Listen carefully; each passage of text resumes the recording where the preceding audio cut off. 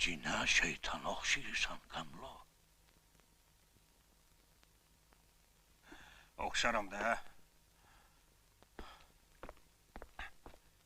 Sən ki belə ləng tərpənirsən.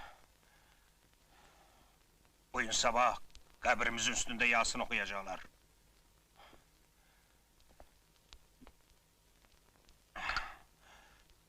Məşhəd Cəmili göndərdilər o dünyaya. Kimi? Məşəd Cəmili? Bəli, Məşhəd Cəmili. Niyə durumsan? Nəyi gözləyirsən? Gözləyirsən ki, gəlib yaxalasınlar. Ondan sonra ayılasan? Onun günahı nə idi? Heç nə. Biraz malqarası, yarım ilxatı vardı. Adını qoydular Qulaq. Nə? Qulaq, qulaqlayıb göndərdilər o dünyaya.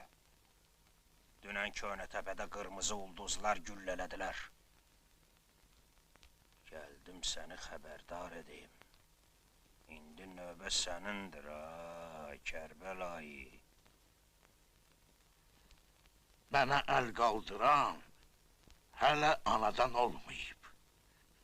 O getdiyim Kərbəla haqqı, onların kökünü kəsərəm.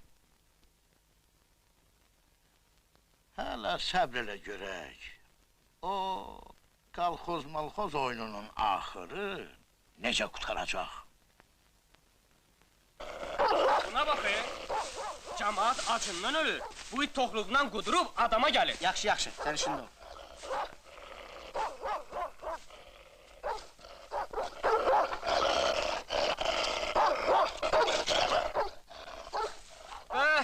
Gör nə əcəb bəhməzdir.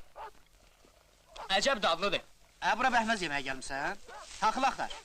Bu saat bir tikə qara çörək baldan irəli. Başın üçün Salih, heç bəhməz də pis deyil. Çörəyə yavanlıqdır da. Bu gecə güdələr mənim həyətimə soxulub ağalıq eləyirlər. Burunlarını hər yerə soxurlar. Məni adam yerinə qoymurlar. Bunların hamısının günahı səndədir iman, səndə. Özün həmişə deyərdin ki, göydə Allah, yerdə hökumət. Şəhərdə cəmaat acdır. Hökumət də deyir ki, kimin artıq taxılı var təhvil versin. Ay hay!